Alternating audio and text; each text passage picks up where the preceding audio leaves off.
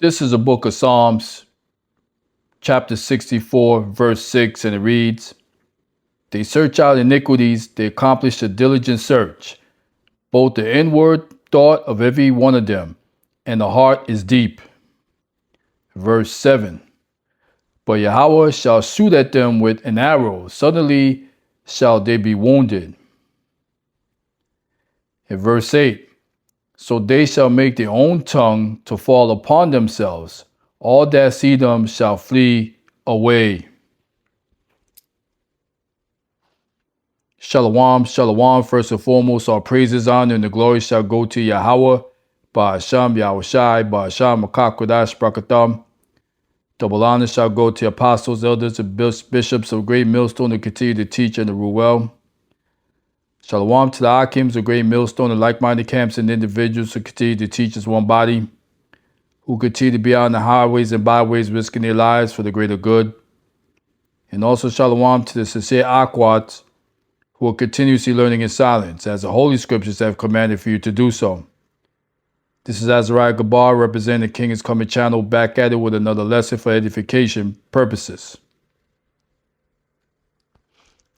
Okay, so this lesson is pretty much an extension to a previous lesson that I did some time ago, which was entitled Meddle Not With Them, okay? Meddle not with these children of Esau, Edom, all right? So,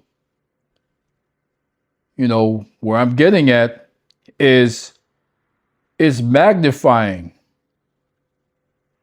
more and more these days of the perpetual hatred that they have towards Israel, according to the book of Ezekiel 35 and 5. The perpetual hatred that they have towards thy brother Jacob. I'm just roughly paraphrasing. So I'm going to remind you Jakes again, according to Deuteronomy 2 and 1, and it reads, Then we turned and took our journey into the wilderness by the way of the Red Sea, as the Lord spake unto me. And this is Moses we're talking about. And we compassed Mount Seir many days. Verse 2. And the Lord spake unto me, saying, verse 3, Ye have compassed this mountain long enough. Turn you northward. And here's the point. And command thou the people, saying, Ye are to pass through the coasts of your brethren, or your brother, the children of Esau, which dwell in Seir, and they shall be afraid of you. Take ye good heed unto yourselves, therefore. In verse 5, here's a true point. Meddle not with them, for I will not give you of their land, no, not so much as a foot breadth, because I have given Mount Seir unto Esau for a possession. All right? So I don't know how many ways, and how many times that we have to tell you guys, meddle not with these people, because they're starting to truly show their true horns towards us. All right? They don't care anymore. They're coming out with it. Straight up. Okay? Meddle not with them.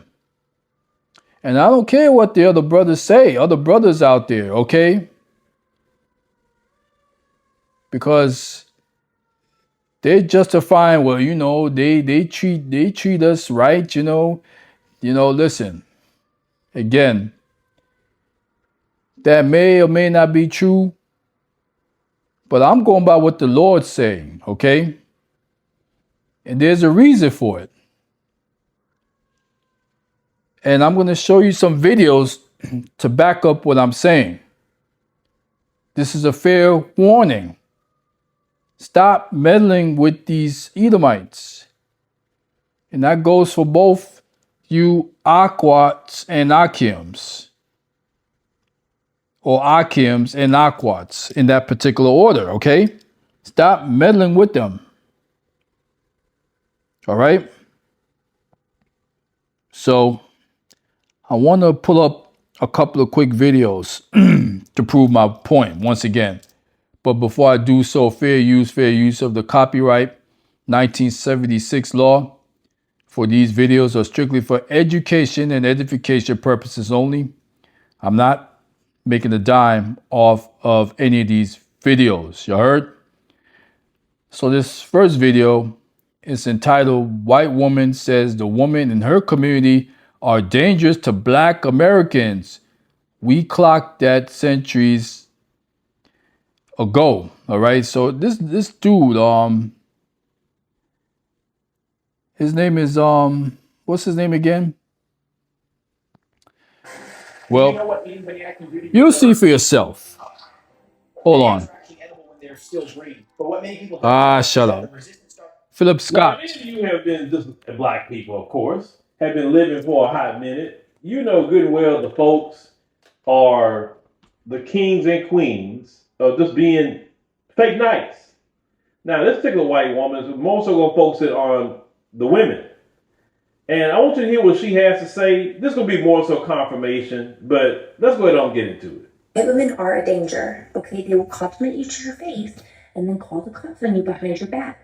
They are disingenuous and it is performative. I will tell you, as a white woman who has been around white women my entire life, that little white girls and little white teenagers and young white women and middle-aged and old women, things that they say to non-white people are not the same things that they're saying in an all-white room. White women don't want to see their ex dating someone who's not white. They don't want to see someone who's not white take their job spot. They don't want to see someone who's not white have a better car or a better house or a better outfit. Okay? And when they get mad at someone who's not white, they're going to bring race into it. They are going to say really nasty racist things, regardless if it's to your face or behind your back, even if it has absolutely nothing to do with race. They are going to start saying some really wicked things because white women are a danger. They are a danger to minority communities. See that? Yes, ma'am. We know. We discovered that hundreds of years ago, actually. That's right. How? All right. So that's one example. All right. So you got this Edomite woman. She's talking about her own people. She's warning about her own people. And this is again the book of Psalms that I read about tongues falling on themselves. They're telling on each other in these last days, more and more. Okay? So that was one video. I want to get another video to further prove my point that we're not to meddle with these children of Esau. So here's this other quick video. It's called "The View Says the NFL is Racist." So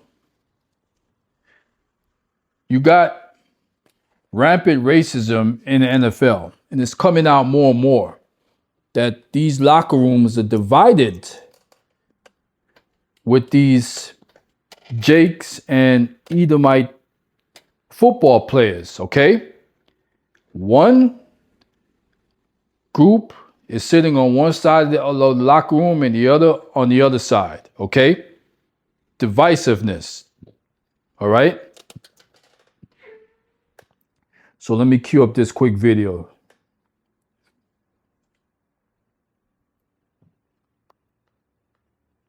How can you call a league racist against African Americans when 70% of the players in the league are African Americans? Finally, we know that black quarterbacks can lead teams and are smart enough to lead teams.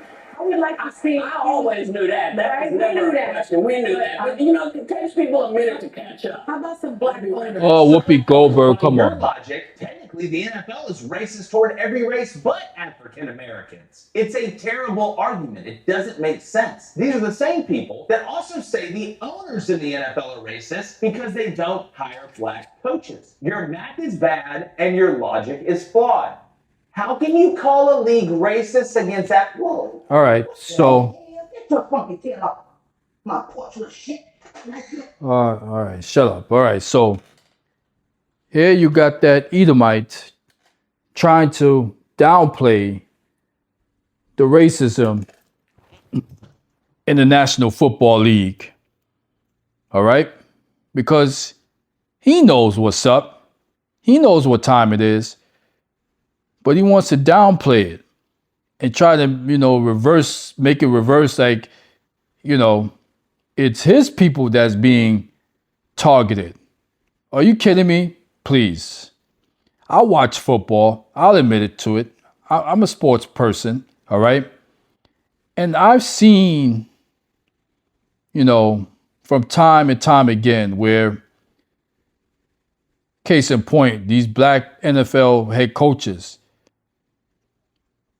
they'll be given 1 or maybe 2 seasons tops. And if they don't turn it around, they get fired. And if they don't really get rehired by another team. But you'll have a lot of Edomites. They get plenty of opportunities, no matter how many times they fail, okay? But people gotta understand, this is Esau's world, so he could do that, okay?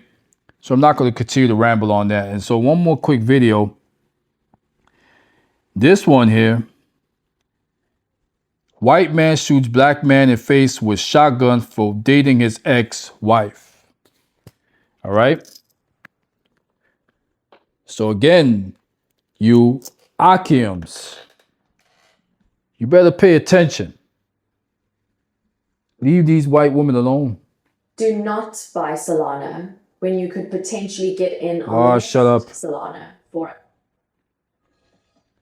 The new lawsuit you is now my Burger King. Try it today. The new lawsuit. All right, I'm having a technical problem. Let me try again real quick because it's under time constraint, of course.